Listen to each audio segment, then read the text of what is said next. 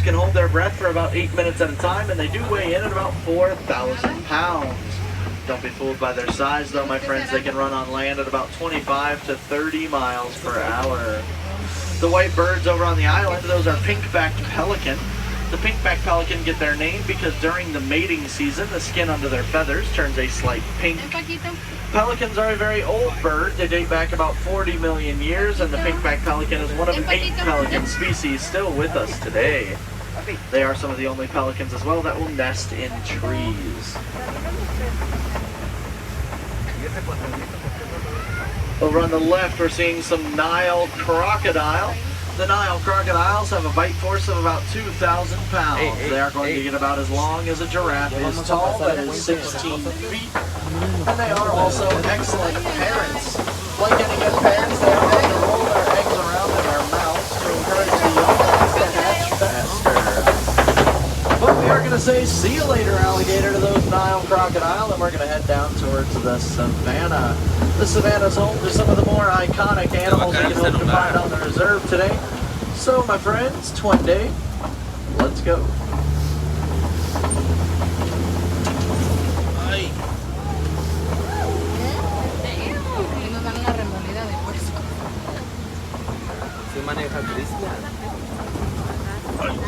Over on the right, marking our entrance into the savannah, is the baobab tree. This funny looking tree is sometimes known as the upside down tree. It is going to remain leafless about 9 months out of the year to conserve water, making it look like the roots are on the top.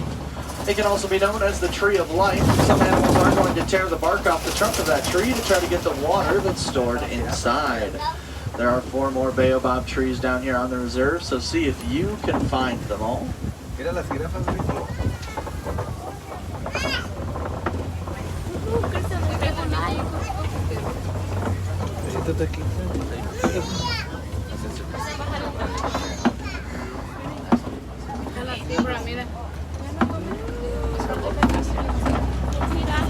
tú sabes, nene.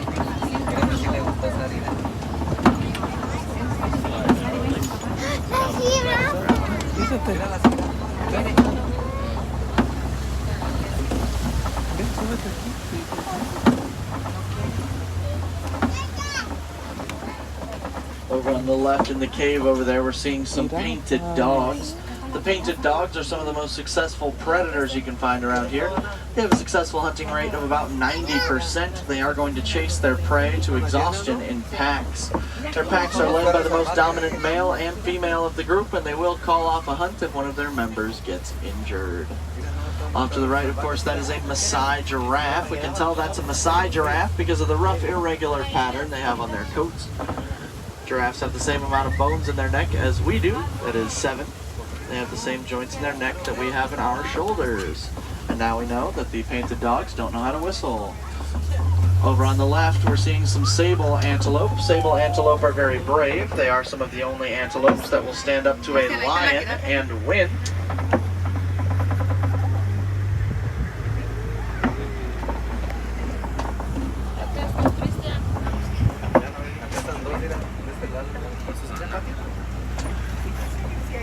Crossing between some termite mounds. Termite mounds are made of mud, dung, and termite saliva.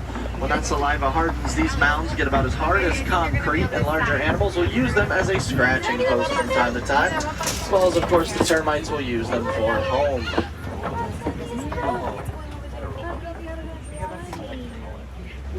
Now these Maasai giraffe, they're some of the most big-hearted animals you can find around here. Of course, I do mean that literally, though. Giraffe hearts are about 25 pounds and about the size of a basketball. Wow. It's a baby.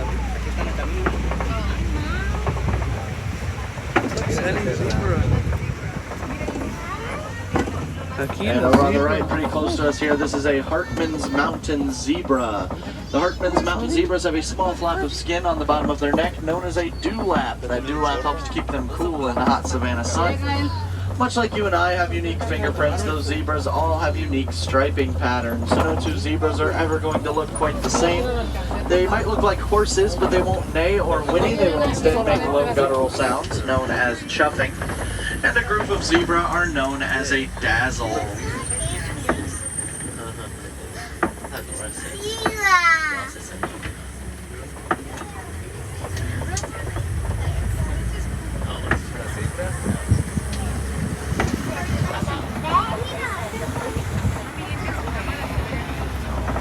Over on the right, all the way up on top of the hill, we have some white-bearded wildebeest. The white-bearded wildebeests make up the largest herds you can find on the savannah. Their herds are so large, in fact, sometimes you can see them from space. And they'll travel together in their herds about 1,000 miles every year when they migrate. The name wildebeest comes from the language Afrikaans, meaning wild beast. And over in the trees on the right, those are Ankole cattle, also known as Watusi cattle, after the tribe that first domesticated them. Their horns are about 3 to 4 feet long each, but they are honeycomb on the inside, like a beehive, meaning they're actually very lightweight and they help to keep the animal cool. They are some of the only domesticated animals we have here on the savannah. The earliest records we have of Ankole cattle being used as working animals dates back to ancient Egyptian hieroglyphics.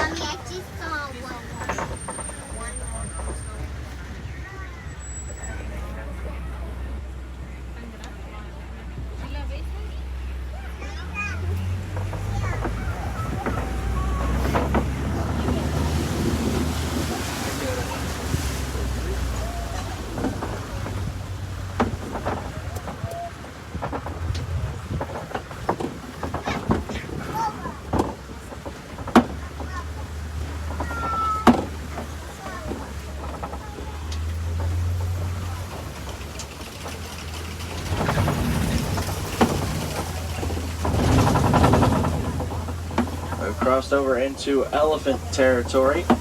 Elephants like to live in yards like that one with a lot of dirt and dust because they have very sensitive skin, so they throw dirt and dust up on their backs to protect their skin from the sun.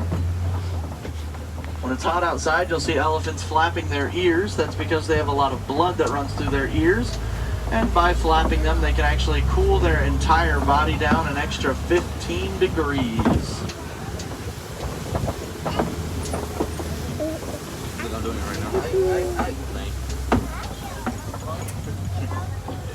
Elephants also have the second longest childhood of any mammal, second of course only to us as humans.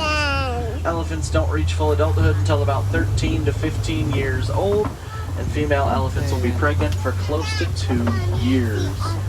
When males reach full adulthood, they will usually leave the herd. They prefer to live solitary lives, meaning they like to live alone. Elephant herds will instead be led by the most dominant female, known as the matriarch. They're not the only female-led species here on the reserve, though. The spotted hyenas are also led by the most dominant female as well.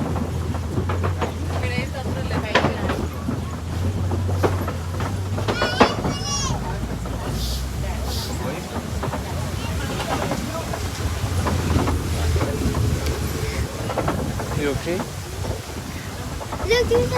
We find ourselves in some red clay pits, which are very important for the African elephants. They eat the red clay from time to time. It's a good source of sodium and other minerals for them. And on the right, you can see where some elephants have rubbed their tusks up against the red clay. Hopefully we're not too far behind.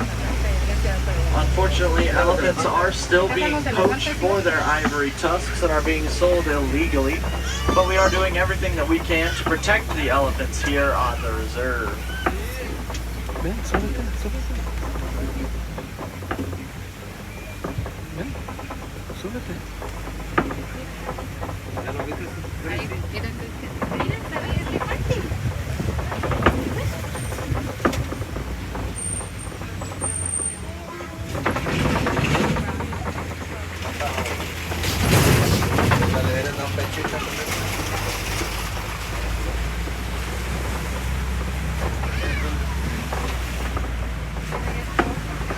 Over on the left here, we're seeing quite a few fallen trees, and that's no accident. Elephants will run into the trees from time to time to knock them over, just a way for them to eat from the trees a little bit easier. After all, who likes to reach very far for their food? Elephants will eat about 300 pounds of food every day, and they can hold about 5 gallons of water in their trunk at one time. We're going to the water. We're in the water.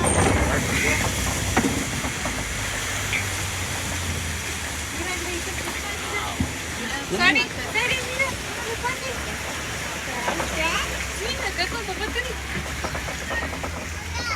Over on the left here, we have some greater flamingos. Greater flamingos are the tallest of the flamingo species at about 5 feet tall. They are also the lightest pink.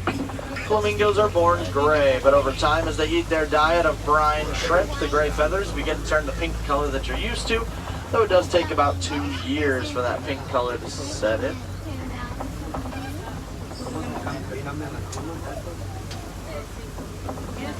A group of flamingos are known as a flamboyance, and the island they're standing on is the largest hidden Mickey here on the reserve.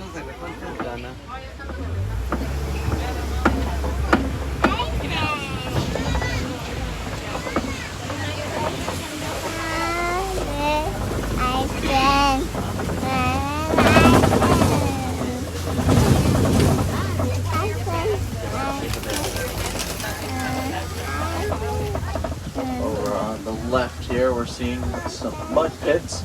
Animals like rhinos will use mud as a way to cool off and coat their skin in mud to protect it from the sun.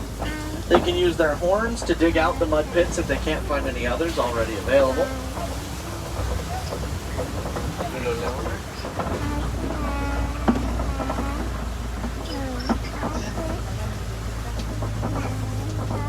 If you look closely in the trees over on the right, there are some white rhinos up there. The white rhinos weigh in at about 5,000 pounds. They can run at about 35 miles per hour, and a group of white rhinos are known as a crash. White rhinos don't have very good eyesight. They can only see about 10 feet in front of them, but they do have excellent hearing. Their cone-shaped ears are perfect for picking up all of the sound around. Pick up their surroundings.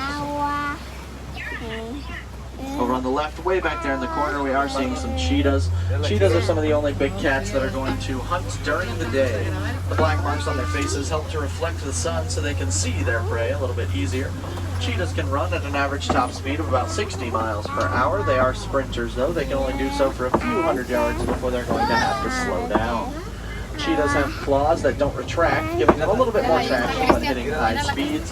And they are some of the only big cats that will purr.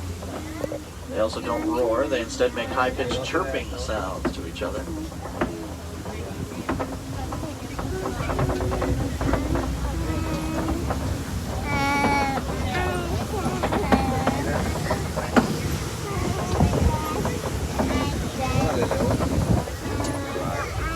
Mira esta lion. We have some Kopi rocks here. Predators will use Kopi rocks as a way to scout out the area for their prey. You can usually find lions around here, but they do rest and sleep about 16 to 20 hours in a day.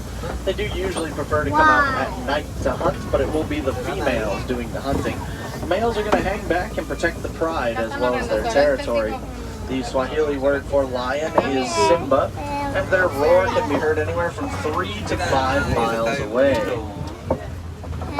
Over on the right, a few more white rhinos, a little easier to see out there.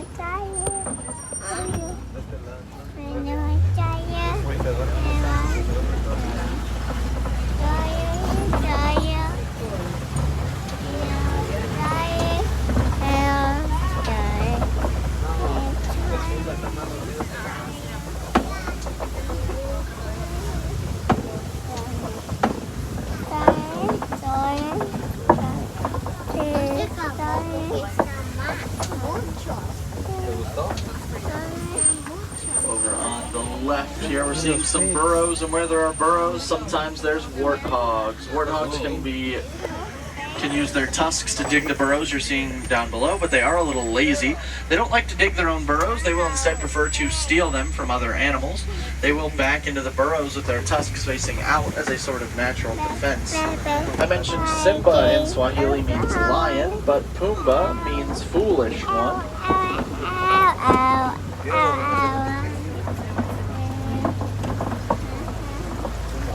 Over on the right here, we're seeing some ostrich eggs in the dirt. Those ostrich eggs are each about 3 pounds, and the average adult human man can stand on one of those eggs without breaking them. Ostrich are the largest birds you can find. They are flightless, of course, meaning they can't fly, but they will use their wings to change direction while running. An ostrich can run at about 45 miles per hour.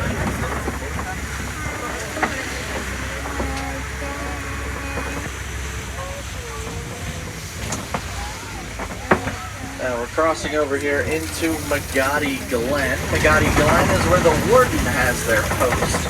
And the warden does like to keep some Nigerian dwarf goats out here. The Nigerian dwarf goats are very playful. They are going to play not just for fun, also to mature physically, as well as determine who will be the most dominant member of the group.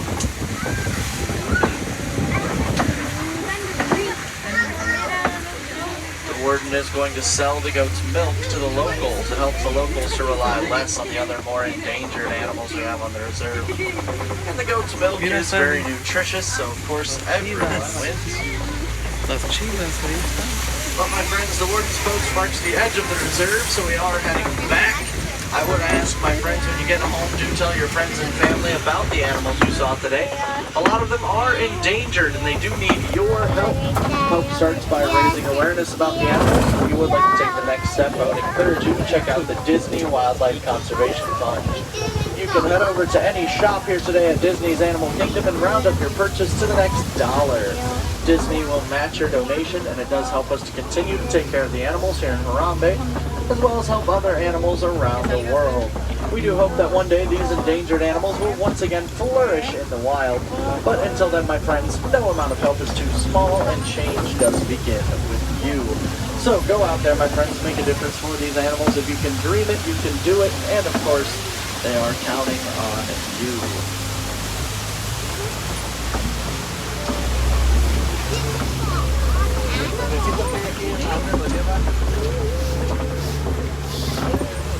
Now, there are still plenty of animals left to see out here, my friends. I would highly recommend ¿Y esos going to animales Gorilla Falls Exploration Trail. ¿Y es Where qué you can see tipo de western animales son? lowland gorillas, meerkats, Samoro okapis, zebra, a lot of other cool animals over there. You can also head over to Asia, check out the Maharaja Jungle Trek, where you can see animals such as tigers, Komodo dragons, even some giant bats. If we have any wilderness explorers on board today, you do need to know you have been aboard the Simba 1. And if you have any questions, my friends, feel free to come on up to the front of the truck after we dock. My windows are quite literally always open. I would love to chat with you.